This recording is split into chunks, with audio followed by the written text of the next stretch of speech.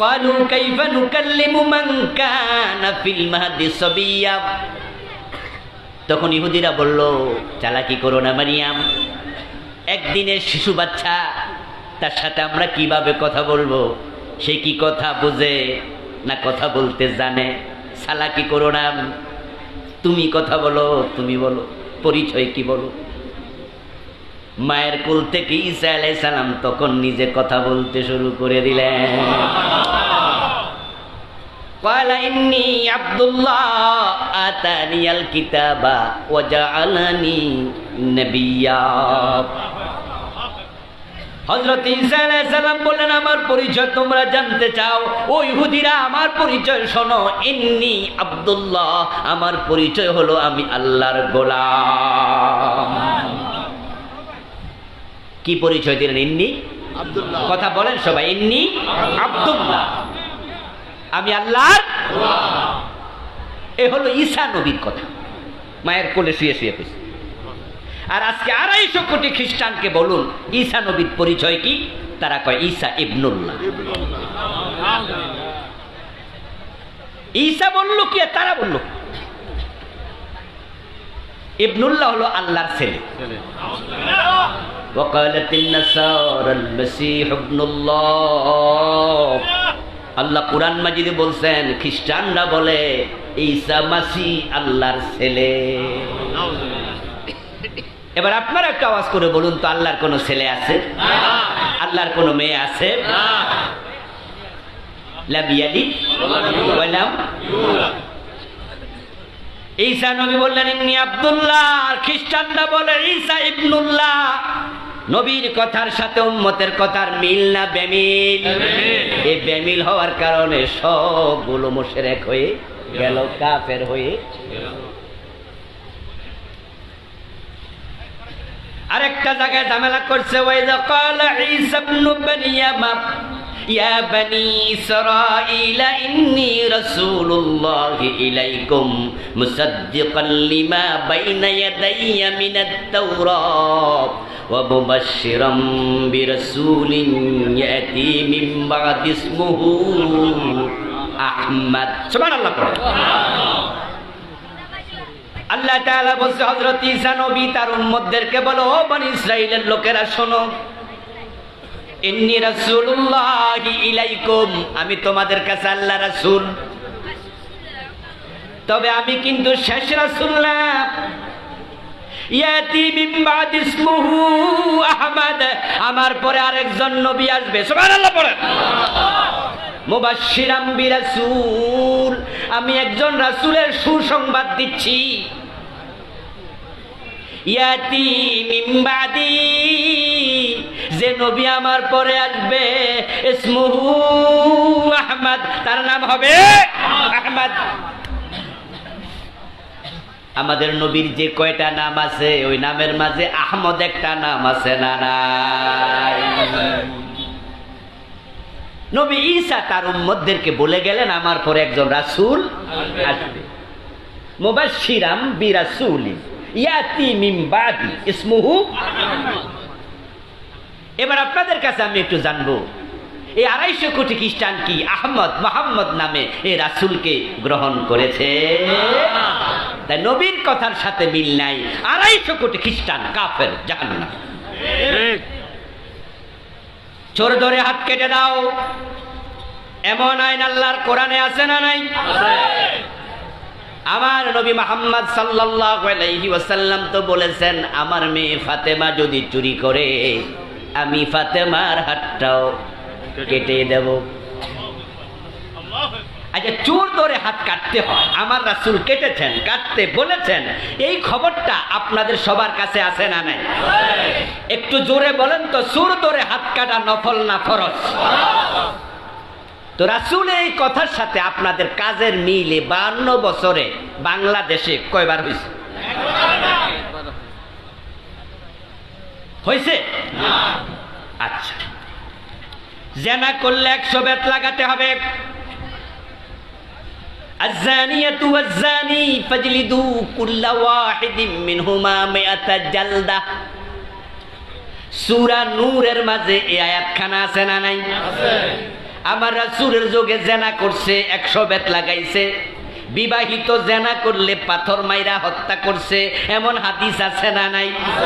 রাসূলের এই কথা, আল্লাহর বিধান, আল্লাহর কথার সাথে 52 বছরের বাংলাদেশের লোকদের আমলের মিল পাওয়া গেছে কয়বার? তো খ্রিস্টানদের মিল পাওয়া যায় না তাদের নবীর সাথে কয় জায়গায়? আর আমাদের পাওয়া যায় না আমাদের নবীর সাথে কয় জায়গায়? তো হেরা যদি জাহান্নামী, আমরা সবাই জান্নাতি, ঠিক না?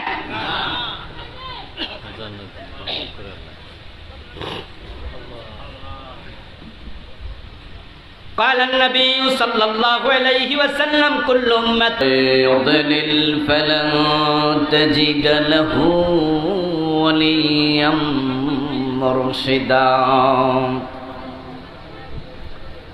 وأشهد أن لا إله إلا الله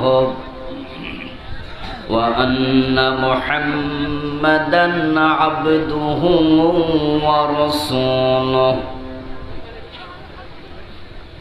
أما بعد فقد قال الله تعالى في كلامه المجيد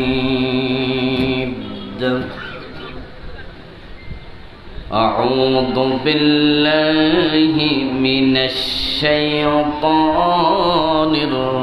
الرجيم بسم الله الرحمن الرحيم هو الذي أرسل رسوله بالهدى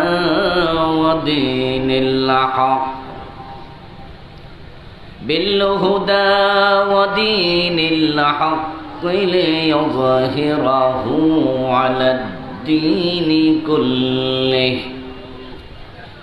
ولو كره المشركون قال النبي صلى الله عليه وسلم كل أمتي يدخلون الجنة إلا من أبى قيل من أبى يا رسول الله قال من أطاعني دخل الجنة ومن عصاني فقد أبى أو كما قال النبي عليه الصلاة والسلام সকলে মেহেরবানি করে দুরূদ শরীফ পড়ুন। আল্লাহুম্মা সাল্লি আলা মুহাম্মাদিন ওয়া আলা আলি মুহাম্মাদ কামা সাল্লাইতা আলা ইব্রাহিম ওয়া আলা আলি ইব্রাহিম ইন্নাকা হামিদুম মাজিদ। আল্লাহুম্মা বারিক আলা মুহাম্মাদিন ওয়া আলা আলি মুহাম্মাদ কামা বারাকতা আলা ইব্রাহিম وعلى آل إبراهيم إنك حميد مجيد اللهم صل وسلم وبارك عليه। বৃহত্তর নিশ্চিন্তা এলাকাবাসী কর্তৃক আয়োজিত আজকের এই তৃতীয় বার্ষিক চমৎকার তাফসীরুল কোরআন মাহফিলের মুআজ্জাজ মুকাররম সম্মানিত সভাপতি, 2 নং দাঁতমারা ইউনিয়ন পরিষদের সম্মানিত সাবেক চেয়ারম্যান জননেতা জনাব ইউসুফ জাফর চৌধুরী শাহীন সাহেব, আজকের মাহফিলে ইনশাআল্লাহ আমার পরে অত্যন্ত গুরুত্বপূর্ণ আলোচনা উপস্থাপন করবেন বর্তমান সময়ের আলোড়ন সৃষ্টিকারী বক্তা, আন্তর্জাতিক খ্যাতিসম্পন্ন মুফাসসিরে কোরআন, আমার অত্যন্ত প্রিয় মানুষ, যিনি অলরেডি ইতিমধ্যে আপনাদের এখানে পৌঁছে গেছেন, মুহতারাম মাওলানা আব্দুল্লাহ আল আমিন সাহেব। আল্লাহ তাআলা ভাইজানের কণ্ঠকে আরো দারাজ করে দিন, বলুন আমিন। মহতারাম মাওলানা মহিউদ্দিন আহমদ সাহেব সহ আজকের মাহফিলের অন্যান্য সম্মানিত আলোচকবৃন্দ, উপস্থিত হযরত উলামায়ে কেরাম, ইসলাম প্রিয় তাওহীদি জনতা, পর্দার অন্তরালের সতী সাধবী সম্মানিতা মা ও বোনেরা, প্রিয় দিনী ভাইয়েরা, আপনারা কেমন আছেন? মাশাআল্লাহ। আল্লাহ তাআলা আমাদের সকলকে ভালো রাখুন, সুস্থ রাখুন। আল্লাহ যতদিন আমাদেরকে বাঁচিয়ে রাখবেন, আমাদের সকলকে আল্লাহ ঈমানের সাথে রাখুন, বলুন আমিন। আল্লাহ তাআলার পবিত্র দরবারে লাখো কোটি শুকরিয়া জ্ঞাপন করছে যে মহান মনিব অত্যন্ত মেহেরবানি করে এশারের নামাজের পরপর কোরআনের এই মাহফিলে আমাদের সকলকে অংশগ্রহণ করার তৌফিক দিলেন। কৃতজ্ঞতা তাকে জানাই যিনি দয়া করে আমাদেরকে সুস্থ রাখলেন, পবিত্র কোরআনের কথা বলার মতো, শোনার মতো কোরআনমুখী হৃদয় দিলেন। এই সব নিয়ামতের মালিক কে? আল্লাহ। সেজন্য আমরা আলোচনার শুরুতে মন প্রাণ উজাড় করে অন্তরের সবটুকুন শ্রদ্ধা এবং ভালোবাসা দিয়ে আমাদের মনিব আল্লাহ তাআলাকে শুকরিয়া জানাই, কৃতজ্ঞতা জানাই। সবাই মিলে জোরে জোরে একবার কালিমাতু শুকর পড়ি, আলহামদুলিল্লাহ। প্রিয় দিনী ভাইরা, আমি আপনাদের সম্মুখে পবিত্র কোরআন মাজিদ থেকে সূরাতুস সফ এর 9 নম্বর আয়াতে কারিমা তিলাওয়াত করেছি। প্রিয় নবীজি সাল্লাল্লাহু আলাইহি ওয়াসাল্লামের পবিত্র মুখ অনুসৃত একখানা ছোট্ট হাদিসে নববী পাঠ করেছি। আল্লাহ তাআলা তৌফিক দান করলে এখান থেকে কিছু কথা বলবো ইনশাআল্লাহ।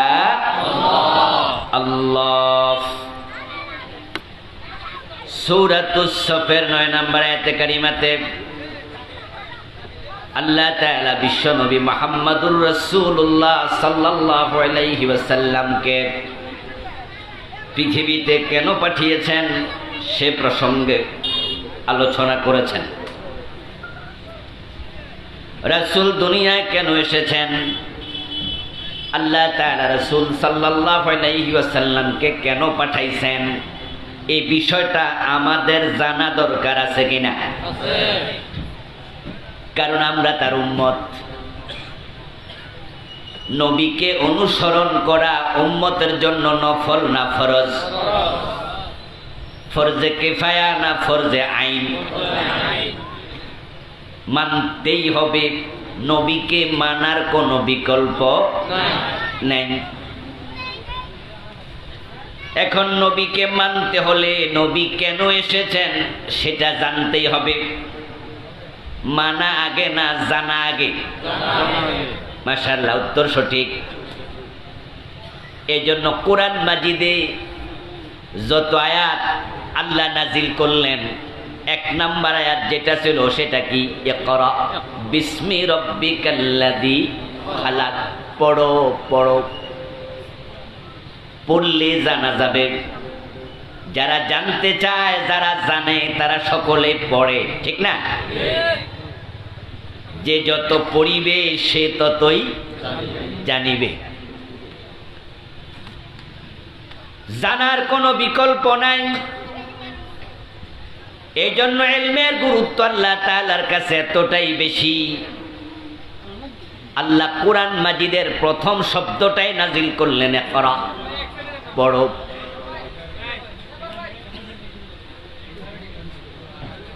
কথা বলবেন না প্লিজ, কথা বলবেন না। রাসূলুল্লাহ সাল্লাল্লাহু আলাইহি ওয়াসাল্লাম কেন আসলেন না জানলে আপনি উনাকে কিভাবে মানবেন? আল্লাহ তাআলা এই কথাটা জানানোর জন্য কোরআন মাজিদে 3টি আয়াত নাজিল করেছেন। সূরাতুস সাফ আয়াত নাম্বার 9, সূরাতুল ফাতহ আয়াত নাম্বার 28, সূরাতুত তাওবা আয়াত নাম্বার 33। কয়টা আয়াত বললাম? কিন্তু মেসেজ দিয়েছেন 3 আয়াতে মাত্র একটা। 3 আয়াত একরকম, 3 বার নাজিল করলেন। হুয়াল্লাযী আরসালা রাসূলাহু বিল হুদা ওয়া দীনিল হক লিইয়ুযহিরাহু আলাদ দীনি কুল্লি।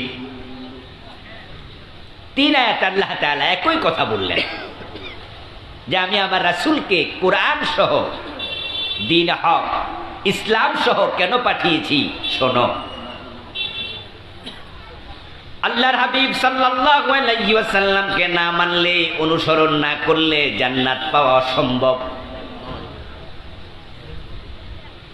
আপনি ততক্ষণ পর্যন্ত উম্মত হতে পারবেন না যতক্ষণ পর্যন্ত নবী মুহাম্মদকে জীবনের সব জায়গায় মানতে রাজি হবেন না।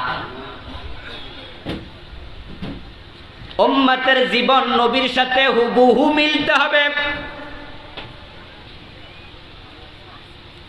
একবারে কদমে কদমে পায়ে পায়ে নবীর সাথে উম্মত নিজের জীবনকে মিলাবে। যে উম্মতের কাজের সাথে নবীর কাজের মিল নাই, ওই কাজের মূল্য আল্লাহর কাছে 1 পয়সাও। প্যান্ডা ফিরে গেল কেন? আমার দিকে ফিরাও। তুমি ফিরেছো? পণ্ডিতি করো মিয়া। আরে বক্তা বাসলে না আওয়াজ হবে। বক্তা যদি কথায় না কয় তাহলে আওয়াজে ঠুং ঠুং আর ডুং ডুং কোনোটাই তৈব না। এই যে ডিস্টার্ব করলা ভাই, যা ছিল ঠিক ছিল। জি আরেকটু দেন ভাই, এবার শুকরা আর ধরেন না এটা, কারণ গরমকাল আসছে না ভাই। এই যে ঘেমে যাচ্ছি, আর কথা বললে তো এমনিতেই একটু পরিশ্রম হয়ে যায়। আচ্ছা যাই হোক, বলছিলাম উম্মতের কথার সাথে নবীর কথার মিল, উম্মতের কাজের সাথে নবীর কাজের মিল 100তে 100 হওয়া আবশ্যক। মাগরিবের ফরজ নামাজ কয় রাকাত? কেউ যদি 1 রাকাত বেশি যোগ করে 4 রাকাত করে সওয়াব একটু বেশি হবে না বাতিল হবে? 1 রাকাত যে বেশি পড়ল, বলুন তো 4র্থ নাম্বার রাকাতে সূরা ফাতিহা আছে না নাই? কোরআন পড়লে প্রতি অক্ষরে কয় নেকি? 4 নাম্বার রাকাত যদি পড়ে 4র্থ নাম্বার রাকাতে দাঁড়ায় কেউ কি সোনার বাংলা গান গাইবে? সে তো সূরা ফাতিহাটাই পড়বে। আর কোরআন পড়লে প্রতি অক্ষরে কমপক্ষে 10 নেকি। কিন্তু যে মাগরিবের 4 রাকাত পড়বে, ও বেটা 4র্থ রাকাতে সূরা ফাতিহা পড়লে পাবে কয় নেকি? 0 নেকি। সূরা আছে নাকি নাই? 4র্থ রাকাত যদি কেউ মাগরিব পড়ে, একটা রুকু বেশি হবে, 2টা সেজদা বেশি হবে, ঠিক না? ওই সেজদার মাঝে কি সুবহানা রাব্বিয়াল আলা নাই? সওয়াব হবে তো? গুনাহ হবে। কেউ যদি মনে করে আমি 1 রাকাত বেশি পড়ছি সওয়াব বেশি হবে, লোকটা আকলমান নাকি বেআক্কল? 4র্থ রাকাত দেখতে কিন্তু ভালো, কিয়াম আছে, কুদ আছে, তাসবিহ আছে, তাহলিল আছে, কিরাত আছে, রুকু আছে, সিজদা আছে। কিন্তু একটা জায়গায় সমস্যা, রাসূলুল্লাহর মাগরিবের নামাজের সাথে মিল নাই। একদিনের মাহফিলে আপনাদেরকে আমরা পুরা ইসলাম শিখিয়ে দিয়ে যাব, এটা অসম্ভব। কিন্তু চাইলে ইসলামের একটা বুঝ দেয়া, এটা অসম্ভব না সম্ভব? বুঝটা আমরা দিতে চাই। আজকে বাংলাদেশের ইসলাম হয়ে গেছে হুজুরদের মতো, রাসূলের মতো নাই। এখানকার যার হুজুর যেমন তার ইসলামটাও তেমন, ঠিক না? হুজুর যদি ঢোল বাজায় তখন তার অনুসারীরাও ওদের ইসলাম হলো ঢোলওয়ালা ইসলাম। হুজুর যদি লাফায় তখন তার মুরিদেরাও। আচ্ছা রাসূলুল্লাহ কি লাফাইছে? ঢোল বাজাইছে? এখন মুরিদেরা রাসূল দেখে ইসলাম শিখে না, হুজুর দেখে শিখেছে। হুজুর যখন ইল্লাল্লাহ জিকির করে তখন মুরিদেরাও করে ইল্লাল্লাহ জিকিরের পক্ষে প্রয়োজনে লাঠি লইয়া খাড়াই যাবে, কিন্তু আমার রাসূল ইল্লাল্লাহ জিকির করেছে কিনা এটার খবর নেয়ার কোনো চিন্তাও মাথায় নেই। হুজুর ইয়া নবী সালামু আলাইকা কইয়া খাড়াই গেছে। হুজুররা সবাই খাড়াই গেল, মুরিদরাও দাঁড়াই গেল। এখন ইয়া নবী সালামু আলাইকা কিয়ামের পক্ষে প্রয়োজনে লাঠি লইয়া মারামারি করবে, কারণ হুজুর দেখি ইসলাম শিখছে। আমার হুজুর কিয়াম করে, তুই কি বোঝস? না থাকলে কি করতো নি? ঠিক না? ঠিক না? আর আমার হুজুর ইল্লাল্লাহ জিকির করে, তুই কি বোঝস? ইসলামে না থাকলে কি করতো নি? বাংলাদেশের হুজুর যেমন, ইসলামও তেমন, এই জন্য ইসলামের মাঝে মিল নাই। এমন পীর সাহেবও পাওয়া যায় যিনি নিজেও নামাজ পড়ে না, তার মুরিদেরাও নামাজ পড়ে না। এমন পীর বাংলাদেশে আছে না? না। অথচ আমার রাসূল সাল্লাল্লাহু আলাইহি ওয়াসাল্লাম যখন চরম অসুস্থ ছিলেন, আল্লাহর হাবিব সাল্লাল্লাহু আলাইহি ওয়াসাল্লাম ঘরের মাঝে বসে বসে নামাজ পড়েছেন। মসজিদে যাওয়ার মতো সামর্থ্য রাসূলের ছিল না কয়েকদিন। তিনি মা আয়েশা সিদ্দিকা রাদিয়াল্লাহু তাআলা আনহাকে বলেছিলেন, আয়েশা, আবু বকরকে বলে দাও, আবু বকর যেন লোকদেরকে ইমামতি করে নামাজ পড়াইয়া দেয়। মসজিদে যাওয়ার মতো শারীরিক সামর্থ্য আমার। মা আয়েশা সিদ্দিকা রাদিয়াল্লাহু তাআলা আনহা বিশ্বনবীকে বলেন, ইয়া রাসূলুল্লাহ, আপনার জায়গায় দাঁড়ায় আমার বাবা আবু বকর নামাজ পড়াইতে পারবে না, লোকটার মন বড় নরম, আপনার জায়গায় দাঁড়াইলে কানতে কানতে অস্থির হয়ে যাবে, আপনি অন্য কাউকে বলুন। আল্লাহর হাবিব বলেন, আয়েশা, তুমি আবু বকরকে বলো আমার জায়গায় দাঁড়ায় যেন ইমামতি করে নামাজ পড়ায়। তিনবার রাসূল বললেন। মা আয়েশা সিদ্দিকা রাদিয়াল্লাহু তাআলা আনহা খবর দিলেন কারো মাধ্যমে যে প্রিয় নবী মসজিদে আসার মতো সামর্থ্য রাসূলের আজকে নাই। আবু বকর সিদ্দিক রাদিয়াল্লাহু তাআলা ইমামতি শুরু করলেন। রাসূলের নির্দেশ, রাসূলের অর্ডার মেনে চলা নফল না ফরজ? আবু বকরকে বলো। তাহলে এখন ইমামের জায়গায় দাঁড়ায়া নামাজ পড়ানো আবু বকরের জন্য ফরজ হয়ে গেল। উনি ইমামের জায়গায় দাঁড়ায়া নামাজ শুরু করলেন। রাসূল সাল্লাল্লাহু আলাইহি ওয়াসাল্লাম মা আয়েশাকে বলেন, আয়েশা, জানালার পর্দাটা একটু সরাইয়া দাও। যারা হজে গেছেন, উমরায় গেছেন, আল্লাহর হাবিব সাল্লাল্লাহু আলাইহি ওয়াসাল্লামের কবর জিয়ারত করতে আপনারা গেছেন।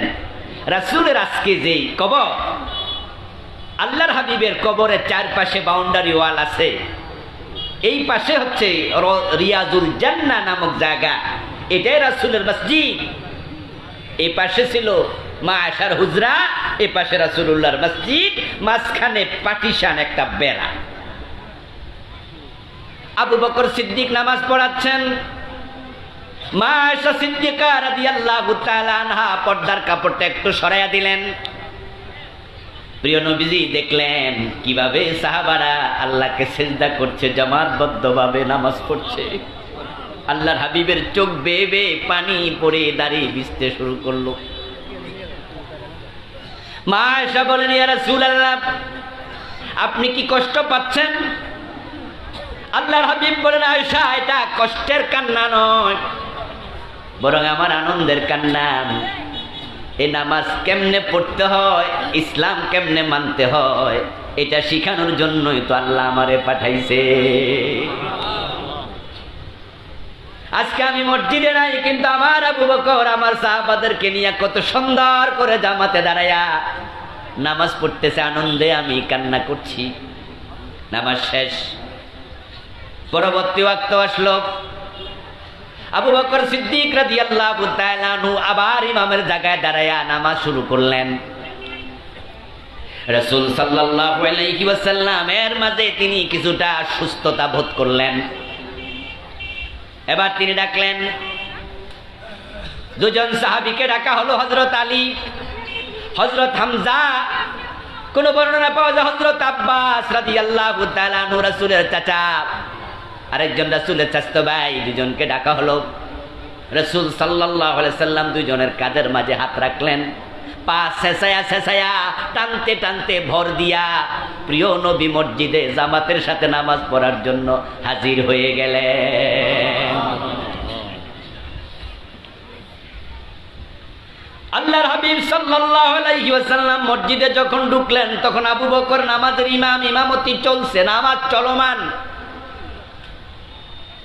প্রিয় নবীকে মসজিদের ভিতরে ঢুকিয়ে দেওয়ার পর রাসূল সাল্লাল্লাহু আলাইহি ওয়াসাল্লাম এবার পিছন থেকে জামাতের মাঝখান দিয়া দুইজনকে ফাঁক করে করে আস্তে আস্তে করে একবারে পিছন থেকে তিনি সামনে চলে গেলেন। আবু বকর সিদ্দিকের পাশে গিয়ে বসে পড়লেন। রাসূল দাঁড়ানোর মতো সামর্থ্য নাই। নামাজের মাঝে আবু বকর আছেন, রাসূল পাশে বসছে। সিজদার জায়গায় দাঁড়াইলে চোখে খেলা যায় না, অতটুকু পরিমাণ যায় না। আবু বকর রাসূলকে দেখে ফেললেন, দেখে তিনি পিছাতে শুরু করলেন নামাজের ভিতরে। আল্লাহর হাবিব সাল্লাল্লাহু আলাইহি ওয়াসাল্লাম আবু বকর সিদ্দিকের দিকে ইশারা দিয়ে বললেন, আবু বকর জায়গায় থাকো, জায়গায় থাকো। ইশারা দিলেন জায়গায় থাকো। কিন্তু আবু বকর সিদ্দিক রাদিয়াল্লাহু তাআলা পিছনের দিক দিয়ে হাঁটতে হাঁটতে প্রথম কাতারের সাথে মিশে গেলেন। এবার রাসূল বসে বসে ইমামতি শুরু করলেন। সুবহানাল্লাহ। নামাজ শেষ। নামাজ শেষে এবার আবু বকরকে জিজ্ঞাসা করছেন, আবু বকর তোমাকে না নামাজের ভিতরে আমি ইশারা দিলাম যে তুমি পিছনে আইসো না, জায়গায় থাকো, পিছনে চলে গেলে কেন? আবু বকর সিদ্দিক জবাব দেন, আবু কুহাফার ছেলে আবু বকর রাসূলের ইমামতি করবে সাহস তার নাই। হুজুর আপনি ছিলেন না তখন আমি ইমামতি করছি, আপনি তো এখন হাজী, আমার ইমামতি চলে নাকি? এই জন্য আমি চলে গেছি।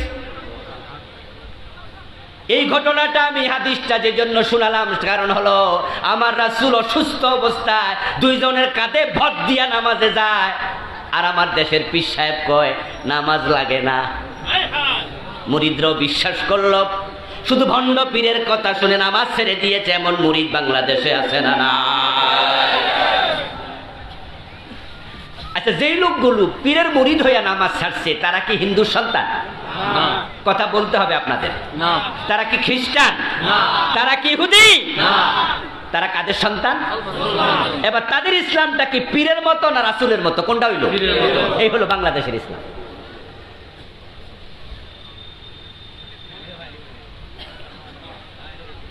ও দোস্ত, রাসূল সাল্লাল্লাহু আলাইহি ওয়াসাল্লামকে অনুসরণ করা ফরজে আইন। রাসূলকে অনুসরণ না করলে আপনি উম্মত হতে পারবেন না। ঈসা আলাইহিস সালামের কথা মানে নাই, তার উম্মত না মানার কারণে সবগুলো মুশরিক, সবগুলো বেঈমান। যারা বুদ্ধিমান শিক্ষিত মানুষ জানেন তারা একটু জবাব দিয়েন, আজকের পৃথিবীতে খ্রিস্টান আছে না নাই? সংখ্যায় তারা কয় নাম্বার? মাশাআল্লাহ, উত্তর সঠিক। খ্রিস্টানরা সংখ্যার দিক থেকে নাম্বার 1। পৃথিবীতে বর্তমানে মানুষের সংখ্যা 800 কোটির কম বেশি, তার মাঝে খ্রিস্টান হলো 250 কোটি। তারপরে দ্বিতীয় সংখ্যা হলো মুসলিম, তাদের সংখ্যা 250 কোটি। 250 কোটি খ্রিস্টান, তাদের নবীর নাম হযরত ঈসা আলাইহিস সালাম, তাদের কিতাবের নাম ইনজিল। এবার আপনাদের কাছে জানতে চাইবো, যারা জানেন জবাব দিয়েন। ইনজিল নামে একটা কিতাব আছে, আল্লাহ নাজিল করছে, এমন কথা আল্লাহর কোরআনেও আছে না নাই? নাসারা খ্রিস্টান নামে একটা জাতি ছিল যারা নবী ঈসার উম্মত, এমন কথাও কোরআনে আছে না নাই? তাহলে 250 কোটি খ্রিস্টান নবীর উম্মত, কিতাবওয়ালা। কিন্তু আওয়াজ দিয়ে বলুন তো, এই 250 কোটি খ্রিস্টান বর্তমান দুনিয়া যারা আছে তারা জান্নাতি না জাহান্নামী? মোমেন না মুশরিক? নবী আছে, কিতাবও আছে, কিন্তু জান্নাত কপালে নাই। কারণ তাদের নবীর কথা তারা শোনে নাই, 2 জায়গায় শোনে নাই, ব্যর্থ হয়ে গেল। আর আমরা উম্মতে মুহাম্মদী ডজন ডজন জায়গায় শুনি না। খ্রিস্টানরা শুনে নেয় দুই জায়গা। একটা হলো ঈসা আলাইহিস সালাম যখন মায়ের কোলে, উনার তো বাবা নাই, বাবাবিহীন সন্তান ঈসা, মা হযরত মারিয়াম। ইহুদিরা এসে মারিয়ামকে বলল, ইয়া মারিয়াম লাকাদ জিতে শাইআন ফারিয়া, ও মারিয়াম তোমার তো বিয়ে হয় নাই, তুমি জিনা করছো। নাউজুবিল্লাহ। আসতে বলবেন কেন, জোরে বলেন। মারিয়াম কি জিনাকারী? না, উম্মু সিদ্দিকা। আল্লাহ কোরআন মাজিদে হযরত মারিয়ামকে সিদ্দিকা বলেছেন। আহসানাত ফারজাহা, আল্লাহ নিজে কে আমার মারিয়াম জিনাকারী না। সুবহানাল্লাহ পড়ো। সুবহানাল্লাহ। ক্বালু ইয়া মারিয়াম লাকাদ জিতি শাইআন ফারিয়া। খ্রিস্টানরা, ইহুদিরা বলল, ও মরিয়াম তুমি জিনা করছো। নাউজুবিল্লাহ। হযরত মারিয়াম আলাইহিস সালামের কোলে শুয়ে আছে নবী ঈসা, একদিন মাত্র বয়স। তিনি শুয়ে শুয়ে শুনতেছেন তার মায়ের চরিত্রে হাত দিয়া ইহুদির বাচ্চাগুলো অপবাদ দিচ্ছে, কথা বলছে। আল্লাহ তাআলা মারিয়াম আলাইহিস সালামকে বলছে, মারিয়াম লোকজন যাই বলুক তুমি কোনো জবাব দিও না, তোমাকে আমি চুপ থাকার জন্য অর্ডার দিলাম। আল্লাহর অর্ডারে মারিয়াম চুপ। লোকজন বলতেছে, মারিয়াম এই ছেলের পরিচয় কি বলো, কে তার বাবা, পরিচয় তোমাকে বলতে হবে, কার সাথে জিনা করেছো নাম বলো। ইয়া উখতা হারুন মা কানা আবুকি ইমরা সাউইন ওয়া মা কানাত উম্মুকি বাগিয়া। ও হারুন নবীর বংশধর মারিয়াম, তোমার বাবা ইমরান ভালো মানুষ ছিল, তোমার মা হান্না বিনতে ফাখুজ ভালো মানুষ ছিল, কিন্তু তুমি কি করলা, তুমি ব্যভিচার কইরা সন্তান পেটে নিলা, জন্ম দিলা। মারিয়াম আলাইহিস সালাম তাদের কথায় অসহ্য হয়ে গেলেন। ফাশারাত ইলাইহি,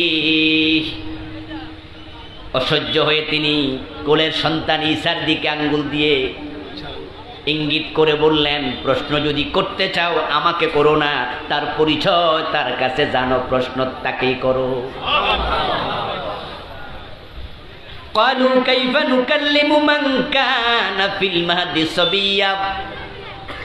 তখন ইহুদিরা বলল, চালাকি করো না মারিয়াম, একদিনের শিশু বাচ্চা, তার সাথে আমরা কিভাবে কথা বলবো, সে কি কথা বোঝে না কথা বলতে জানে, চালাকি করো না, তুমি কথা বলো, তুমি বলো পরিচয় কি বলো।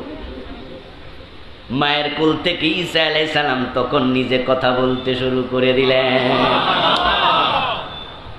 ক্বালা ইন্নী আব্দুল্লাহ আতানিয়াল কিতাবা ওয়া জাআলানি নাবিয়্যা। হযরত ঈসা আলাইহিস সালাম বললেন, আমার পরিচয় তোমরা জানতে চাও, ও ইহুদিরা আমার পরিচয় শোনো, ইন্নী আব্দুল্লাহ, আমার পরিচয় হলো আমি আল্লাহর গোলাম। কি পরিচয় দিলেন? ইন্নী আব্দুল্লাহ। কথা বলেন সবাই, ইন্নী আব্দুল্লাহ, আমি আল্লাহর গোলাম। এ হলো ঈসা নবীর কথা, মায়ের কোলে শুয়ে শুয়ে কইছে। আর আজকে 250 কোটি খ্রিস্টানকে বলুন ঈসা নবীর পরিচয় কি, তারা কয় ঈসা ইবনুল্লাহ। ঈসা বলল কি, তারা বলল ইবনুল্লাহ হলো আল্লাহর ছেলে। وقالت النصارى المسيح ابن الله। আল্লাহ কুরআন মাজিদে বলছেন, খ্রিস্টানরা বলে ঈসা মাসিহ আল্লাহর ছেলে। এবার আপনারা একটা আওয়াজ করে বলুন তো, আল্লাহর কোনো ছেলে আছে? আল্লাহর কোনো মেয়ে আছে? লাম ইয়ালিদ ওয়া লাম ইউলাদ। ঈসা নবী বললেন ইন্নী আব্দুল্লাহ, আর খ্রিস্টানরা বলে ঈসা ইবনুল্লাহ। নবীর কথার সাথে উম্মতের কথার মিল না বেমিল? এই বেমিল হওয়ার কারণে সবগুলো মুশরিক হয়ে গেল, কাফের হয়ে গেল। আরেকটা জায়গায় ঝামেলা করছে, ওয়াইযা ক্বালা ঈসা ইবনু মারইয়াম ইয়া বনি ইসরাঈলা ইন্নী রাসূলুল্লাহি ইলাইকুম মুসাদ্দিকান লিমা বাইনা ইয়াদাইয়া মিনাত তাওরাত ওয়া মুবাশশিরাম বিরাসূলিন ইয়াতি মিন বা'দি ইসমুহু আহমদ। সুবহানাল্লাহ পড়েন। আল্লাহ তাআলা বলছে হযরত ঈসা নবী তার উম্মতদেরকে বলো, ও বনি ইসরাইলের লোকেরা শোনো, ইন্নী রাসূলুল্লাহি ইলাইকুম, আমি তোমাদের কাছে আল্লাহর রাসূল, তবে আমি কিন্তু শেষ রাসূল না। ইয়াতি মিন বাদি ইসমুহু আহমদ, আমার পরে আরেকজন নবী আসবে। সুবহানাল্লাহ পড়েন। মুবাশশিরাম বিরাসূল, আমি একজন রাসূলের সুসংবাদ দিচ্ছি। ইয়াতি মিন বাদি, যে নবী আমার পরে আসবে, ইসমুহু আহমদ, তার নাম হবে আহমদ। আমাদের নবীর যে কয়টা নাম আছে ওই নামের মাঝে আহমদ একটা নাম আছে না নাই? নবী ঈসা তার উম্মতদেরকে বলে গেলেন আমার পরে একজন রাসূল আসবে। মুবাশশিরাম বিরাসূলিন ইয়াতি মিন বাদি ইসমুহু। এবার আপনাদের কাছে আমি একটু জানবো, এই 250 কোটি খ্রিস্টান কি আহমদ মুহাম্মদ নামে এই রাসূলকে গ্রহণ করেছে? তাই নবীর কথার সাথে মিল নাই। 250 কোটি খ্রিস্টান কাফের, জাহান্নাম। চোর ধরে হাত কেটে দাও, এমন আইন আল্লাহর কোরআনে আছে না নাই? আমার নবী মুহাম্মদ সাল্লাল্লাহু আলাইহি ওয়াসাল্লাম তো বলেছেন, আমার মেয়ে ফাতেমা যদি চুরি করে আমি ফাতেমার হাতটাও কেটে দেব। আচ্ছা, চোর ধরে হাত কাটতে হয়, আমার রাসূল কেটেছেন, কাটতে বলেছেন, এই খবরটা আপনাদের সবার কাছে আছে না নাই? একটু জোরে বলেন তো, চোর ধরে হাত কাটা নফল না ফরজ? তো রাসূলের এই কথার সাথে আপনাদের কাজের মিলে 52 বছরে বাংলাদেশে কয়বার হয়েছে? হয়েছে? আচ্ছা, জেনা করলে 100 বেত লাগাতে হবে। আয-যানিয়াতু ওয়াজ-যানি ফাজলিদু কুল্লা ওয়াহিদিন মিনহুমা 100 জালদা। সূরা নূরের মাঝে এই আয়াতখানা আছে না নাই? আছে। আমার রাসূলের যুগে জেনা করছে 100 বেত লাগাইছে। বিবাহিত জেনা করলে পাথর মাইরা হত্যা করছে, এমন হাদিস আছে না নাই? রাসূলের এই কথা আল্লাহর বিধান, আল্লাহর কথার সাথে 52 বছরের বাংলাদেশের লোকদের আমলের মিল পাওয়া গেছে কয়বার? তো খ্রিস্টানদের মিল পাওয়া যায় না তাদের নবীর সাথে কয় জায়গায়? আর আমাদের পাওয়া যায় না আমাদের নবীর সাথে কয় জায়গায়? তো হেরা যদি জাহান্নামী, আমরা সবাই জান্নাতি, ঠিক না?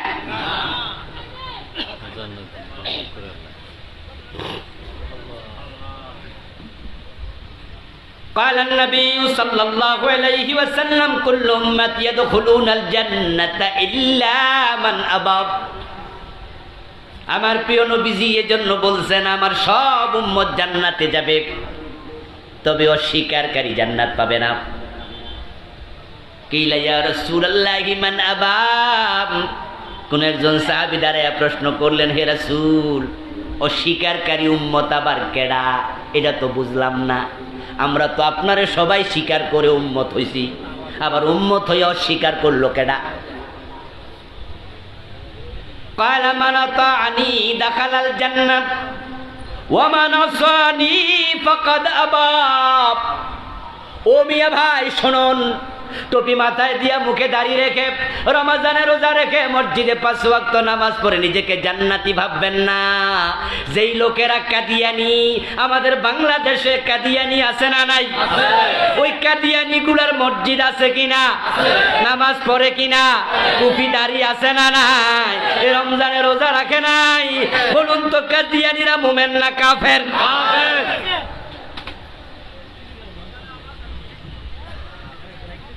পাঁচ ওয়াক্ত নামাজ পড়ে মসজিদে যায়, মসজিদে গিয়ে আল্লাহর সিজদা দেয়, আবার ওই লোকটা দরবারে যায় পীরের পায়ে সিজদা মাইরা দেয়। এমন নামাজি বাংলাদেশে আছে না নাই? এই নামাজওয়ালা লোকটা পীরের পায়ে সিজদা দেওয়ার পর সে মুমিন না মুশরিক? যারা কাদিয়ানি 5 ওয়াক্ত নামাজ পড়ার পরেও কাদিয়ানি মোমেন না কাফের? যারা মুশরিক, যারা কাফের, তারা জান্নাতি না জাহান্নামী? ঘোষণাকার আল্লাহ। ইন্নাল্লাযীনা কাফারু মিন আহলিল কিতাবি ওয়াল মুশরিকিনা ফী নারি জাহান্নাম খালিদিনা ফিহা ومن يشرك بالله فقد حرم الله عليه الجنة ومأواه النار وما للظالمين من أنصار শিরক করলে, কুফরি করলে জান্নাত হারাম, চিরকাল জাহান্নামে থাকা লাগবে। কথাটা কি মোল্লার না আল্লাহ? এটা কোনো মোল্লা মৌলবীর কথা না, এটা আল্লাহর ঘোষণা। আল্লাহ বলছে কাফের হইবা, মুশরিক হইবা, জান্নাত চিরতরে হারাম। তো কাদিয়ানি কাফের হয়ে গেল, কারণ তারা নবী মুহাম্মদ সাল্লাল্লাহু আলাইহি ওয়াসাল্লামের কথার সাথে এক জায়গায় পেছ লাগাইছে। কয় জায়গায়? এক জায়গায়। মাত্র কয় জায়গায়? এক জায়গায়। আবার বুঝুন, বলুন আমার সাথে, শিখুন। কাদিয়ানি কাফের, তারা নবীর সাথে পেছ লাগাইছে মাত্র কয় জায়গায়? আমার রাসূল বলছেন খাতামুল আম্বিয়া ওয়ালা নাবিয়্যা বাদি। আমার রাসূল বলেছেন আমি শেষ নবী, আমার পরে কোনো নবী নাই। এখন কাদিয়ানীরা বলে না না, গোলাম আহমদ কাদিয়ানো নবী। ঈমান আছে না গেছে? আমার আল্লাহ নবী মুহাম্মদকে বলছে খাতামুন নবিয়্যিন, তিনি শেষ নবী। খাতামান নবিয়্যিন, তিনি শেষ, উনার পরে আর নবী নেই। কাদিয়ানীরা এই আয়াতের সাথে পেছ লাগাইল, শেষ। তো কাদিয়ানী এই আয়াত মানে না, কাদিয়ানী কাফের। তো কোরআনে আল্লাহ তাআলা বলছে আলা লাহুল খালকু ওয়াল আমর, সাবধান, সৃষ্টি যার, আইন চলবে শুধুই তার। কোরআনে আমার আল্লাহ বলছে ইনিল হুকমু ইল্লা লিল্লাহ, আল্লাহ ছাড়া কারো আইন চলতে পারে না। এখন কাদিয়ানীর আয়াত একটার সাথে পেছ লাগাইয়া কাফের হয়ে গেল। এখন আল্লাহ ছাড়া কারো আইন চলবে না। বাংলাদেশের লোকেরা 52 বছরে এই আয়াতটা গ্রহণ করে কয়দিন আল্লাহর আইনে দেশ চালাইলো। যারা শিক্ষিত সচেতন মানুষ তারা জবাব দিয়েন, আপনার কবরে কোনো নেতা যাবে না, আপনার কবরে কোনো দল যাবে না, রাসূলের দলে কবরে যাওয়া লাগে, ঠিক কি না? কবরে যাওয়ার আগে রাসূলের দলে যোগ দিতে হবে। ও হিল ট্যাক্সের ভাইয়েরা, এটা কি রামগড়? ফটিকছড়ির ভাইয়েরা, বিসমিল্লাহি ওয়া আলা মিল্লাতি রাসূলিল্লাহ, এই দোয়াটা ফটিকছড়িতে আছে না নাই? আছে। এটা ভাত খাওয়ার সময় পড়ি, ঠিক না? মসজিদে ঢোকার সময়? কোন সময়? হ্যাঁ, আমার রাসূল শিখাইছে কবরে যখন মানুষের রাখবা তখন এই দোয়াটা পইরা রাখবা। আপনাদের হিল ট্যাক্সে দোয়া পইরা কবরে রাখে কিনা? বাংলা অর্থ কি? বিসমিল্লাহি, আল্লাহর নামে, ও আলা মিল্লাতি রাসূলিল্লাহ, রাসূলের দলে। আল্লাহর নামে লাশ রে কার দলে দিলেন? হ্যাঁ ভাইরা বলেন, কার দলে? রাসূলের দলে। মিল্লাতি রাসূলিল্লাহ, রাসূলের দলে। আচ্ছা, কবরে যাওয়ার সময় রাসূলের দলে যাওয়া লাগে। কোন নেতা কবরে ঢুকবে না। কবরে প্রশ্নের জবাব আপনাকে দিতে হবে। ঈমান নিয়ে যদি না মরেন প্রশ্নের জবাব দিতে পারবেন না। প্রশ্নের জবাব না দিলে জান্নাত পাবেন না। জান্নাত পেতে হলে, প্রশ্নের জবাব দিতে হলে ঈমান নিয়ে মরা দরকার আছে না নাই? এখন যারা কাদিয়ানী তারা কি ঈমানওয়ালা? না। পীরের পায়ে যারা সিজদা দেয় তারা কি ঈমানওয়ালা? কাদিয়ানী কেন কাফের হলো? কারণ তারা কোরআনের একটি আয়াতের সাথে ধান্দা লাগাইছে, শেষ নবী মানে না। তো আমার আল্লাহ বললেন আমার আইন ছাড়া কারো আইন চলবে না। আলা, সাবধান, লাহুল খালকু ওয়া লাহুল আমর, আলা লাহুল খালকু ওয়াল আমরু, বাংলা অর্থটা হলো সাবধান, সৃষ্টি যার, আইন চলবে শুধুই। আপনারা মুসলমান যদি হন, আমি চিৎকার দিয়ে আবার শুনতে চাই, সৃষ্টি কার? আরো জোরে বলেন কার? তাহলে আইন চলবে কার? আচ্ছা, এই 52 বছরের বাংলাদেশ কি আল্লাহর আইনে চলে না ব্রিটিশ আইনে চলে? আমরা কি ব্রিটিশের গোলাম না আল্লাহর গোলাম? আচ্ছা, আল্লাহর আইন যদি আমরা মেনে নেই, ব্রিটিশরা কি লাঠি লই আইব? আমাদের কিছু করতে পারবে? তো কার ভয়ে, কোন কারণে আল্লাহর আইন মানলেন না? জবাব আল্লাহর কাছে।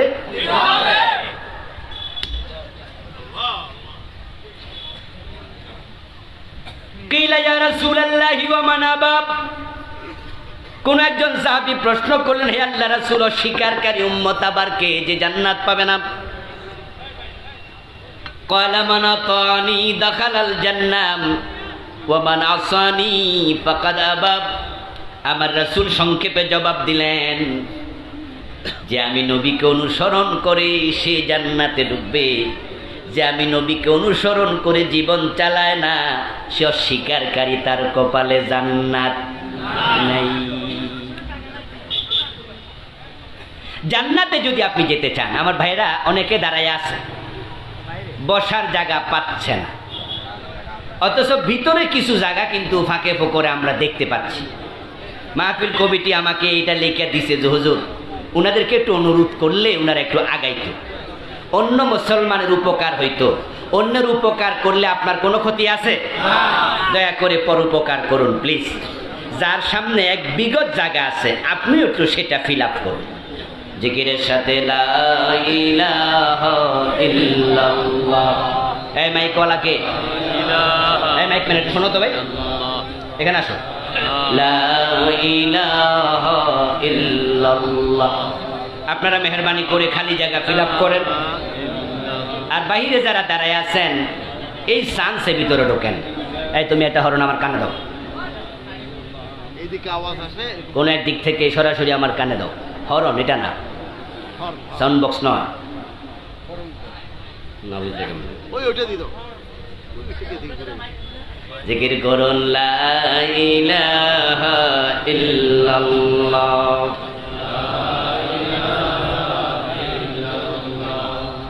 লা ইলাহা ইল্লাল্লাহ। লা ইলাহা ইল্লাল্লাহ। লা ইলাহা ইল্লাল্লাহ মুহাম্মাদুর রাসূলুল্লাহ। আমার প্রিয় ভাইরা, আল্লাহর হাবিব বললেন যে আমার অনুসরণ করে না তার কপালে জান্নাত। তাহলে এই হাদিসের আলোকে আপনাদের একটু স্বীকারোক্তি চাই, জান্নাত পেতে হলে রাসূলের অনুসরণ করা দরকার আছে না? না, করতেই হবে। আল্লাহর হাবিব বলছেন, মান আহাব্বা সুন্নতি ফাকাদ আহাব্বানি ওয়া মান আহাব্বানি কানা মাই ফিল জান্নাহ। যে ব্যক্তি আমার সুন্নাহ অনুসরণ করে সে আমি নবীকে ভালোবাসে, আর যে আমার সুন্নাহ অনুসরণের মাধ্যমে আমার ভালোবাসার প্রমাণ দিতে পারবে, কানা মাই ফিল জান্নাহ, সে জান্নাতে আমার সাথে ঢুকবে। রাসূলের সুন্নাহ মানি শুধু দাড়ি টুপি পায়জামা পাঞ্জাবি না, রাসূলের সুন্নাহ মানি পুরা জীবনের রীতি নীতি, জীবন আচার, গোটা ইসলাম। সুবহানাল্লাহ। রাসূল যা করেছেন তা করা সুন্নাহ, রাসূল যা ছেড়েছেন তা ছাড়া সুন্নাহ। এবার আপনাদের কাছে একটু জানবো, উম্মত দাবি করার পরে 5 ওয়াক্ত নামাজ পড়ে না এমন উম্মত আছে না নাই? রাসূলকে সে মানল। উম্মত দাবি করার পরে সুদে টাকা লাগায় এমন সুদখোর আছে না নাই? রাসূলকে সে মানল। উম্মত দাবি করার পরে মেয়েটাকে বোরকা ছাড়া কলেজে পাঠায়, বেপর্দা বউ চাকরি করতে যায়, বউরে মেয়েরে পর্দা করায় না এমন মুসলমান আছে না নাই? রাসূলকে মানলো না প্রত্যাখ্যান করলো? এই রমজান মাসে রোজা রাখে নাই, একটা রাখছে আর একটা রাখে নাই, 30টার একটাও রাখে নাই, 15টা রাখছে 15টা ভাঙছে, এমন 2 নাম্বার উম্মত আছে না নাই? কিন্তু সবাই তো দাবি করতেছে আমি মুসলিম। এবার আল্লাহর হাবিব সাল্লাল্লাহু আলাইহি ওয়াসাল্লাম বলেন, শোনো, তাফতারিকু উম্মতি আলা 73 মিল্লাহ কুল্লুহুম ফিন্নার ইল্লা ওয়াহিদা। উম্মত দাবি করলে জান্নাত পাওয়া যাবে না। জান্নাত পাওয়ার জন্য প্রিয় নবীর বক্তব্য শুনুন, তিনি কি বলছেন? আমার উম্মত গুলো 73 দলে ভাগ হবে। কুল্লুহুম ফিন্নার ইল্লা ওয়াহিদা, এক দল বাদ দিয়া 72 দল জাহান্নামে ডুববে। জান্নাতি হবে মাত্র এক দল, জাহান্নামী হবে 72 দল। যারা সামান্য যোগ্য অঙ্ক জানেন তারাও বুঝবেন। একটু আওয়াজ দিয়ে বলেন তো, 73 দল উম্মতের মাঝে 72 দল যদি জাহান্নামী হয়, জান্নাতি এক দল হয়, জাহান্নামী বেশি না জান্নাতি বেশি? এখন জান্নাতি বড় কম, 73-এর মাঝে মাত্র এক দল। যতই কম হোক, ওই কম সংখ্যার ভিতরে আমাদেরকে ঢুকতেই হবে, কারণ যে জান্নাত মিস করেছে তার মতো হতভাগা কেউ নাই। জান্নাত তো আমরা সবাই পেতে চাই, চাইলে পাওয়া যাবে না। জান্নাত পাওয়ার জন্য হাদিসটা বুঝুন। আরে হিন্দুরা তো জান্নাত পাইতে চায়।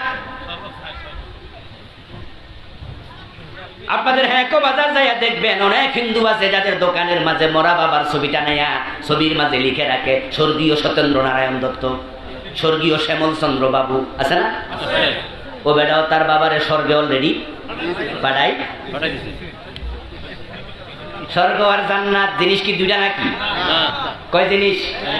ইয়েস, আরবিতে বলে জান্নাত, ফার্সিতে বলে বেহেশত, বাংলায় বলে কি বাগান, সংস্কৃতিতে বলে স্বর্গ, ইংরেজিতে বলে হেভেন। কেউ বলে লাউ, কেউ বলে কদু, কেউ বলে বউ, কেউ বলে বধূ, কেউ বলে আনন্দ, কেউ বলে ফুর্তি, কেউ বলে ভাস্কর্য। আমরা কই সেটাই হলো মুক্তি। জিনিস কয়টা? চৌকার নয়ন, দুই জিনিস। আবু বকর জান্নাতি, হযরত ওমর বেহেশতি, দুইজন দুই দেশে। স্বর্গে তো হিন্দুও যেতে চায়, জান্নাতে কে না যেতে চায়? চাইলে যাওয়া যাবে না। আমার প্রিয় নবী সাল্লাল্লাহু আলাইহি ওয়াসাল্লাম বলছেন, আমার উম্মতের জান্নাতি মাত্র একদল। কিলা ইয়া রাসূলুল্লাহি ওয়া মাহি, প্রশ্ন করা হলো, হে আল্লাহর রাসূল, জান্নাতি দল কোনটা? আমি জানতে চাই, সেটা জানবো কেমনে, চিনবো কেমনে? فقال النبي صلى الله عليه وسلم ما انا عليه واصحابي। জান্নাতে তোমরা যারা যেতে চাও, শোনো, আমি নবী যেই মত, যেই পথ, আমার সাহাবারা যেই মত, যেই পথ অনুসরণ করে, যারা সেই পথে চলবা, শুধু তারাই জান্নাতি। এখন রাসূলুল্লাহকে, সাহাবায়ে কেরামের জীবন আদর্শকে অনুসরণ করা ব্যতীত জান্নাত পাওয়া যাবে না। আমাদের দেশের লোকেরা জান্নাতে যেতে চায় সবাই। যেই বেটা ল্যাংটা ফিরের মুরিদ, হেও কি জান্নাত চায় না? এই ল্যাংটা ফিরের মুরিদ হেও জান্নাতে যেতে চায়। সবাই জান্নাত খুঁজছে, কিন্তু প্রিয় ভাই, জান্নাত পেতে হলে আপনাকে একটু আগাতে হবে, প্রিয় নবীকে মানতে হবে জীবনের পরতে পরতে। আল্লাহর নবীকে মানা লাগবে। এই কথা শুনলে অনেক মুসলমান কয়, হুজুর এটা তো সহজ কথা, আমরা তো রাসূলকে মানি, না মানলে কি আর দাড়ি রাখছি, টুপি মাথায় দিছি, আপনার ওয়াজে আইছি, কোরআন হাদিসের কথা মানতে হবে, যাই নাই তো ওয়াজে আইছি, আমরা তো রাসূলকে মানি। আমি বলবো, দোস্ত, মানলে তোমার জন্য সুসংবাদ, রাসূল তো এমন লোকের জন্য জান্নাতের খবর দিছে।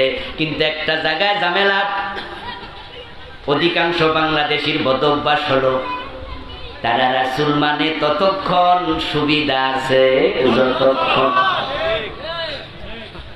সুন্নাহ মানে সেখানে অসুবিধা নাই।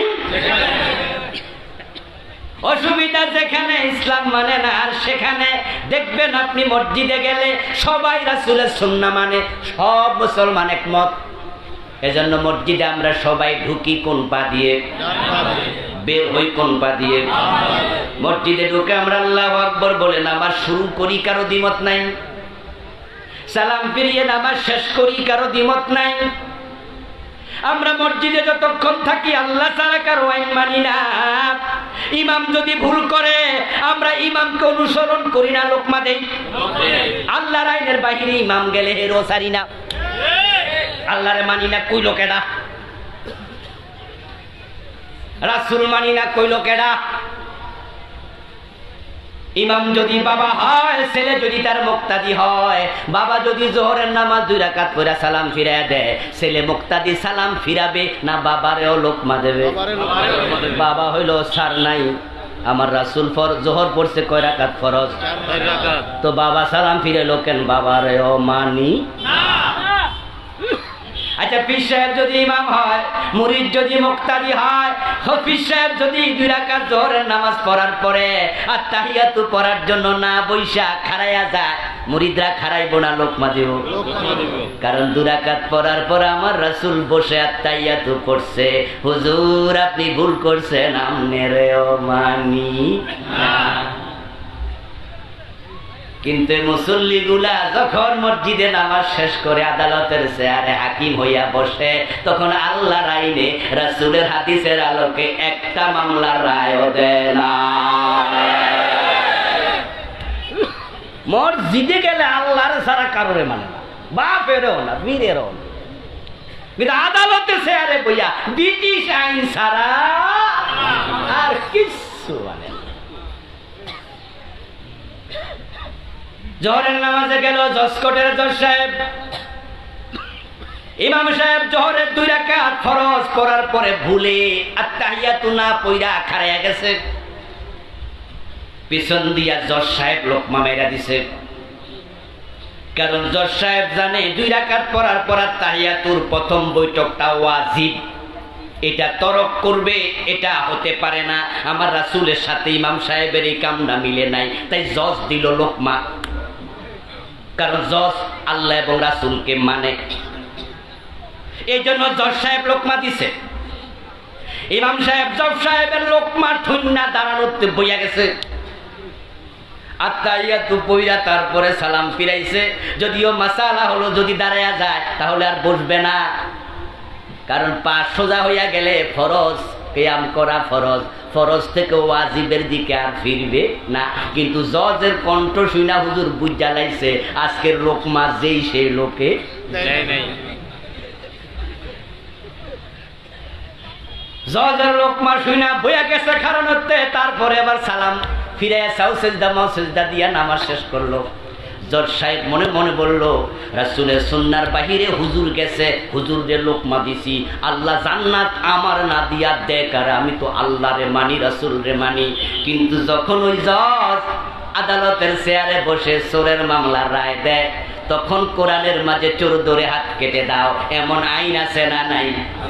চোর ধরে হাত কাটা ওয়াজিব না ফরজ? জজ সাহেব ওয়াজিবে লোকমা দিল, ফরজ বিধানের সময় চোর ধরে হাত কাটার আইন কয়দিন দিল?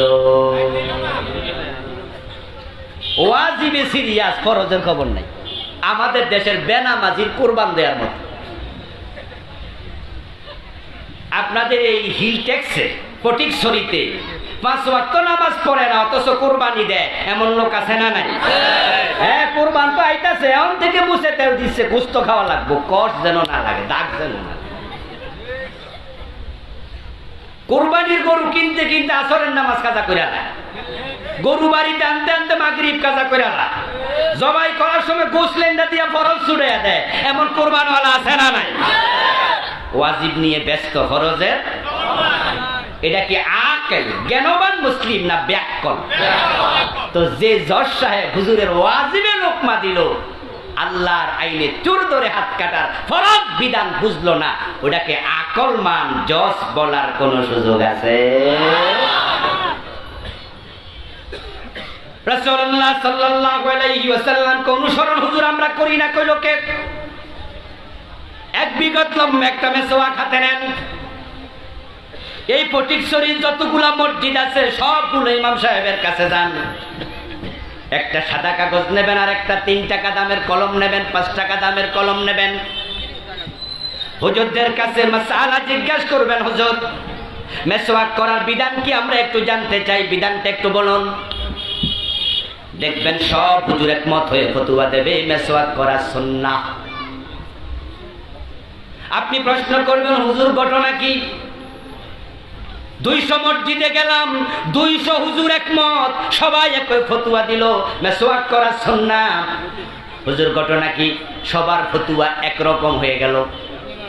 মাশাআল্লাহ, আপনারা হুজুররা সবাই ইসলামের ব্যাপারে এক। মানুষে কয় আপনারা বলে এক না, মানুষের কিচ্ছা বানাইছে।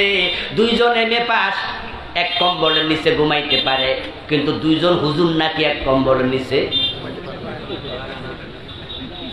মানুষ কিচ্ছা বানাইলো, হুজুরদের মাঝে নাকি মিল নাই। কিন্তু মেসওয়াকের ফতোয়ার জন্য 200 মসজিদে গেলাম, 200 আলেম এক ফতোয়া দিল মেসওয়াক করা সুন্নাহ। তাহলে হুজুরদের মাঝে মিল কিছু কিছু জায়গায়। মাশাআল্লাহ, সব হুজুর কইছে মেসওয়াক সুন্নাহ। কারণ কি? কারণ হিসাবে আলেম ব্যাখ্যা করে আমার রাসূল মেসওয়াক করেছেন এমন হাদিসের কিতাবে আছে। আর রাসূলুল্লাহ যা করেছেন তা তো সুন্নাই বটে। এবার পরের সপ্তাহ 2.5 হাত লম্বা একটা তলোয়ার লইয়া ওই 200 হুজুরের কাছে আর একটা সাদা কাগজ আর একটা কলম লইয়া যান, যায় বলেন, হুজুর অন্যায়ের বিরুদ্ধে প্রয়োজনে তলোয়ার হাতে নিয়ে জিহাদ করা লাগে, জিহাদ করার মাসালা নাকি আজকে একটু লেখা দেন। দেখবেন জিহাদের কথা শুনলে কত হুজুরের চেহারা কালো হয়ে যাবে, কত হুজুর কইব আমার চাকরিটা খাইস না রে। আর যারা সরকারি মডেল মসজিদে চাকরি পাইছে এরা মেরে থুইয়া দুর্মার। কারণ জিহাদের কথা শুনলে জঙ্গিবাদের গন্ধ পায়, এমন কিছু জালেম আছে না নাই? অথচ বলুন তো, জিহাদের কথা আল্লাহর কোরআনে আছে না নাই? আমার রাসূল নিজে 27 যুদ্ধে সেনাপতি ছিলেন কিনা? সাহাবীরা জিহাদ করছে কিনা? জিহাদ করা নফল না ফরজ? আর মেসওয়াক করা সুন্নাহ। তো সুন্নাহর ফতোয়ার ব্যাপারে 200 হুজুর একমত, কিন্তু জিহাদের ফতোয়া অনেক হুজুর।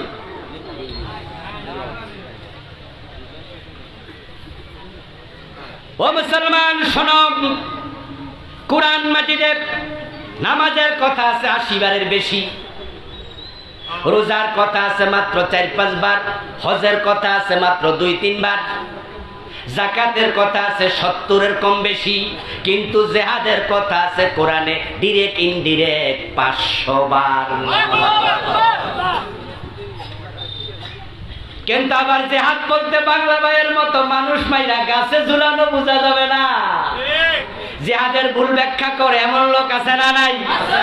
500 জায়গায় একসাথে বোমা বুড়াইয়া দিচ্ছে। সিনেমা হলে বোমা মাইরা মানুষ মাইরা না, কয় জিহাদ করছি। ওরা লইও জ্বালায় আছে। এই জাতীয় ভুল ব্যাখ্যার কোন সুযোগ ইসলামে। জঙ্গিবাদ ইসলামে হারাম, জিহাদ করা ইসলামে ফরজ। দুইটার পার্থক্য বুঝতে হবে, ঠিক কিনা? কিন্তু আমাদের দেশে এখন জিহাদটাকেও জঙ্গিবাদ বানাইতে চায় এমন কিছু জানোয়ার আছে না নাই? ওরা কি শুধু হিন্দু, শুধু বৌদ্ধ, মুসলমান পর্যন্ত আছে। ও মুসলমান, ভালো করে শুনো, রাসূল সাল্লাল্লাহু আলাইহি ওয়াসাল্লামকে জীবনের সব জায়গায় মানতে হবে, সুবিধাবাদী হলে হবে না। এখন প্রিয় নবীর জীবনের লক্ষ্য কি? যেটার জন্য আল্লাহ রাসূলকে পাঠাইছেন সেটা আমার প্রতিপাদ্য ছিল, আলোচ্য বিষয় ছিল। সেটা হলো হুয়াল্লাযী আরসালা রাসূলাহু বিল হুদা ওয়া দীনিল হক লিইয়ুযহিরাহু আলাদ দীনি কুল্লিহি ওয়ালাউ কারিহাল মুশরিকুন ওয়া কাফা বিল্লাহি শাহীদা। আল্লাহ তাআলা বলেন তিনি আল্লাহ, যিনি তার রাসূলকে দুনিয়ায় প্রেরণ করেছেন কোরআন সহ, দ্বীন হক সহ। কেন? উদ্দেশ্য একটা, লিইয়ুযহিরাহু আলা দ্বীনি কুল্লিহি, আমার নবী আমার কোরআনকে, আমার ইসলামকে জমিনে বিজয় করে দেবে। সুবহানাল্লাহ। আমার নবীকে আমি পাঠিয়েছি জমিনে ইসলামের বিজয় করার জন্য। এখন রাসূলের জীবনের লক্ষ্য যদি ইসলামের বিজয় হয়, উম্মত হিসাবে ইসলামের বিজয়কে আমাদের জীবনের লক্ষ্য বানানো দরকার আছে না নাই? এখন প্রশ্ন হলো, ইসলামের বিজয়ের জন্য আল্লাহ রাসূলকে পাঠালেন কেন? এটাই রাসূলের জীবনের লক্ষ্য কেন? 3টি সূরা 3টি আয়াতে একই কথা আল্লাহ 3 বার বললেন কেন? উত্তর হলো, ইসলামের বিজয় যেই দেশে নাই, যেই সমাজে নাই, ওই দেশে পূর্ণাঙ্গ ইসলাম মেনে চলার কোনো সুযোগ। এই যে আজকে বাংলাদেশে পহেলাই বৈশাখ গেল, নাকি গেল কিনা? বাংলা নববর্ষ, পহেলাই বৈশাখ। আপনারা জেনে থাকবেন, শিক্ষিত লোকেরা সবাই জানেন, বাংলা সন এটা কি হিন্দুরা প্রবর্তন করেছে না মুসলমানরা? মোগল সম্রাট, কি নাম ছিল না? সম্রাট আকবর। একজন মুসলমান মোগল সম্রাট বাংলা সন প্রবর্তন করল। তাহলে বাংলা নববর্ষটা এটা হিন্দুদের না, এটা খ্রিস্টানদের না, এটা মুসলমানদের প্রবর্তিত। অথচ এই নববর্ষের প্রথম দিনে আজকে মঙ্গল শোভাযাত্রার নামে শিরকি অনুষ্ঠান প্রচলিত করা হয়েছে। আমাদের নববর্ষটাকে ছিনতাই করিল মুশরিকরা। আপনারা জানেন যে আমাদের ঢাকার রমনার বটমূলে, সেখানে তারা ভোরবেলায় সূর্য যখন ওঠে তখন তারা এসো হে বৈশাখ, এসো এসো। আচ্ছা, এই গানটার নাম শোনেন নাই এমন কেউ কি এখানে আছেন নাকি? আমার মনে হয় খুব একটা নাই। এই গানটা আপনারা প্রথম কলি লিখবেন গুগলে, এখন তো অ্যান্ড্রয়েড সেট সবার হাতে আছে, লিখে সার্চ দেবেন, দেখবেন যে কবিতা পুরাটা গান আসবে। সেখানে মাঝখানে দেখবেন তারা বলতেছে, অগ্নি স্নানে শুচি হোক ধরা, অগ্নি স্নানে শুচি হোক ধরা, ও বৈশাখ এসো এসো, এসে আগুনের গোসল দিয়া পৃথিবীটাকে পবিত্র করো।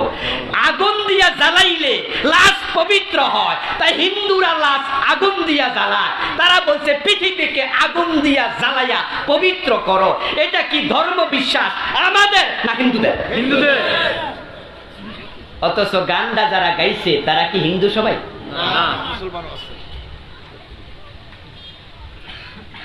নববর্ষ আবিষ্কার করলো, প্রবর্তন করলো মুসলিম। 90% মুসলমানের দেশ বাংলাদেশ, আমরা 90% মুসলিম। আমাদের মুখ দিয়া হিন্দুদের কথা কারাবাহি করছে, কারা ঢুকাই দিল? আচ্ছা, আমাদের ঢাকা ইউনিভার্সিটির চারুকলা, আমিও ঢাকা ইউনিভার্সিটি থেকে পিএইচডি করা মানুষ, উল্টা পাল্টা বুঝবেন না যে হুজুর মনে চারুকলার বিরুদ্ধে। আমাদের চারুকলা ছাত্ররা 1 মাস 1.5 মাস ধরে তারা হাতি বানায়, বিভিন্ন রকমের মহিষ বানায়, বান্দর বানায়, কুমির বানায়, পেঁচা বানায়, বানায় এগুলা কান্দে লইয়া হাতে লইয়া তারপরে মঙ্গল শোভাযাত্রা করে। পেঁচা, মহিষ, কুমির সব হচ্ছে হিন্দুদের দেবতার বাহন। হিন্দুদের দেবতার বাহন মুসলমানের কান্দে কারা তুলে দিল?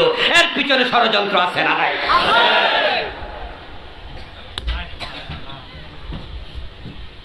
আচ্ছা, অগ্নি স্নানে শুচি হোক ধরা, তাদের ধর্ম বিশ্বাস শুধু আপনার মুখ দিয়ে ঢুকায় নাই, বলায় নাই, আপনার কান্দের মাঝে তাদের দেবতার বাহন তুলে দিল।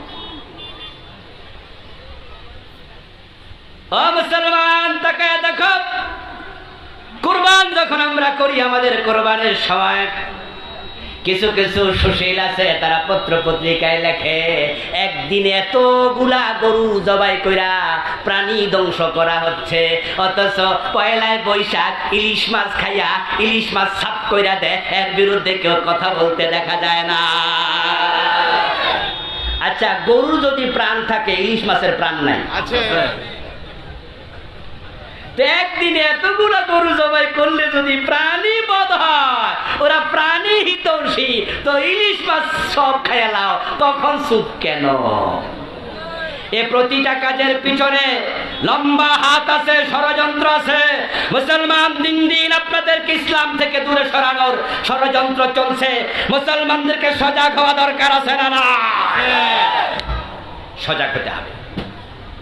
আচ্ছা, যেই সমাজে ইসলাম বিজয়ী হয়নি ওই সমাজে ইসলাম মানা অসম্ভব, তার বড় একটি প্রমাণ আজকের পহেলাই বৈশাখের মঙ্গল শোভাযাত্রা।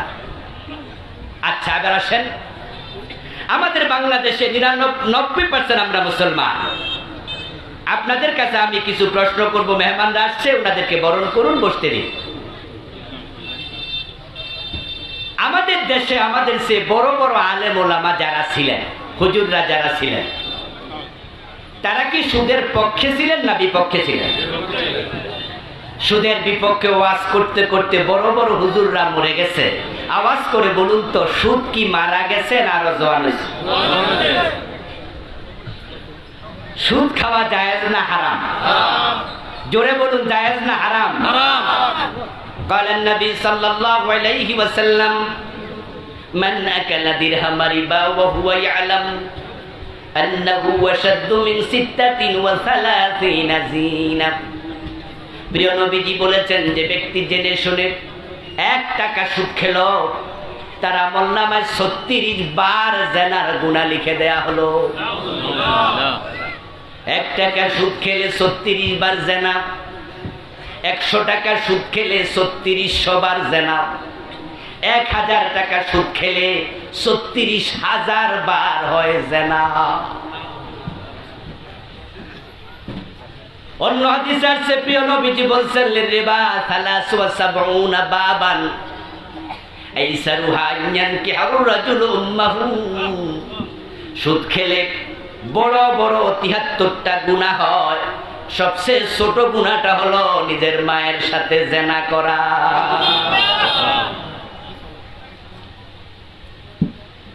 ও প্রিয় ভাই, আপনাকে বলছি, কান খুলে শুনুন।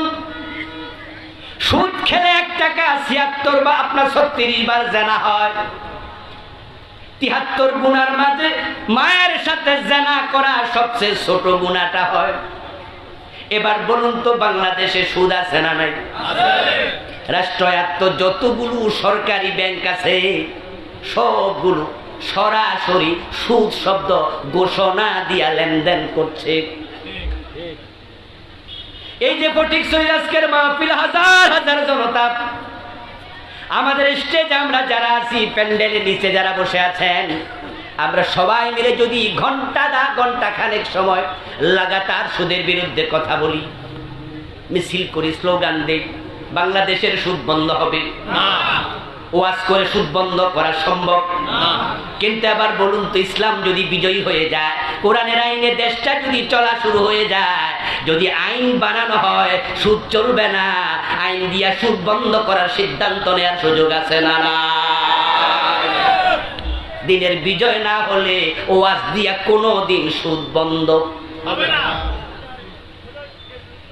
যেই সমাজে দিনের বিজয় নাই, সেই সমাজে দিন 100% মানা অসম্ভব। তার আরেকটি সবচেয়ে বড় প্রমাণ পর্দা। এই যে রাষ্ট্রীয়ভাবে পর্দার বিধান নাই, না থাকার কারণে আপনি পর্দা করেন, আপনার পরিবার পর্দা করে, আপনি হাজি, আপনি মাওলানা যাই হন না কেন, শহরে বন্দরে গেলে চোখের পর্দা করা একটু সহজ না কঠিন? কারণ ডানে বামে সামনে পিছে হাজার নারী বেপর্দায় ঘুরতেছে। কখনোই ইসলাম সমাজে কায়েম না থাকলে পরিপূর্ণ ইসলাম মানা যায় না। সিনেমার বিরুদ্ধে ওয়াজ করতে করতে আমাদের সে বড় বড় আলেমরা মরে গেল।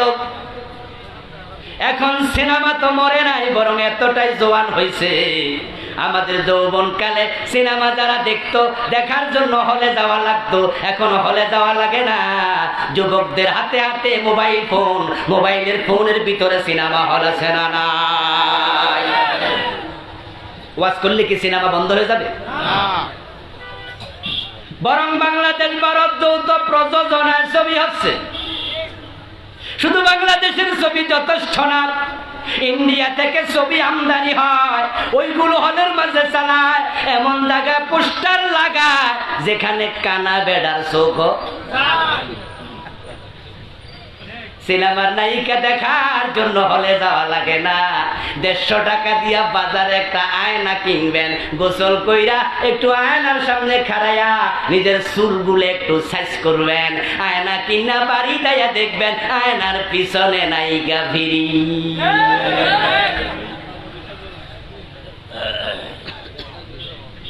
ও মুসলমান, তোমার পর্দা ইসলাম বিজয় হওয়ার আগে তুমি করতে পারবে না, এটা অসম্ভব। ইসলাম বিজয় না হলে মাদক বন্ধ হবে না কোনদিন। মাদকের সবলে যুব সমাজ শেষ হয়ে যাচ্ছে, হাজার হাজার যুবক ইয়াবা আসক্ত। এমন ইয়াবা আপনাদের ফটিকছড়ি এলাকায় আছে না নাই? আপনার বাড়ির পাশে যে চা দোকান, টং দোকান দেখেন, আপনি হয়তো ভাবছেন সেই দোকানে চা বিক্রি হয়, চানাচুর বিস্কিট বিক্রি হয়, কিন্তু আপনি হয়তো জানেন না, খবর রাখেন না, বাড়ির পাশে চা দোকানেও রাতের 12টার পরে ইয়াবা বিক্রি হতে পারে।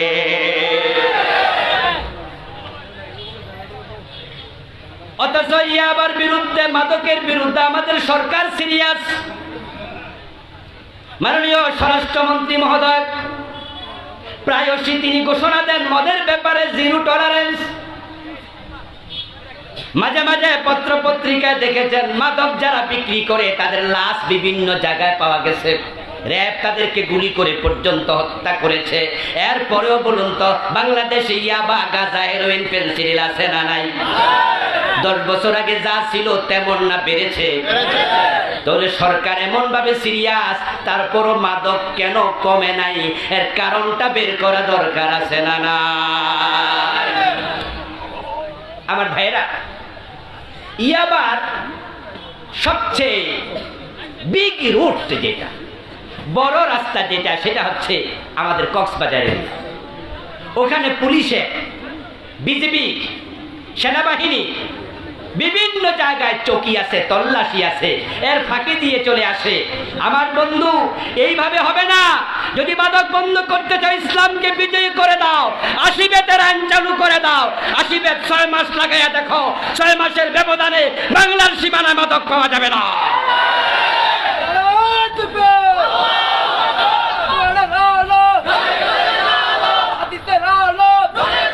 আমার প্রিয় ভাইরা, আমার প্রিয় ভাইরা, আজকের মাহফিলের সম্মানিত প্রধান আলোচক, আমার অত্যন্ত প্রিয়জন, তাম বাংলাদেশের কণ্ঠের জাদুকর, যত বক্তা ওয়াজ করে আমাদের দেশে, তার মাঝে 2-3 জন বক্তার কণ্ঠকে আল্লাহ মনোওয়াজের জন্যই বানিয়েছে। একজন মরে গেছে, নাম বললাম না, আমাদের কোনো ভাই একটু কষ্ট পায়, আল্লাহ ওদেরকে হেদায়াত দেখ, বলেন আমিন।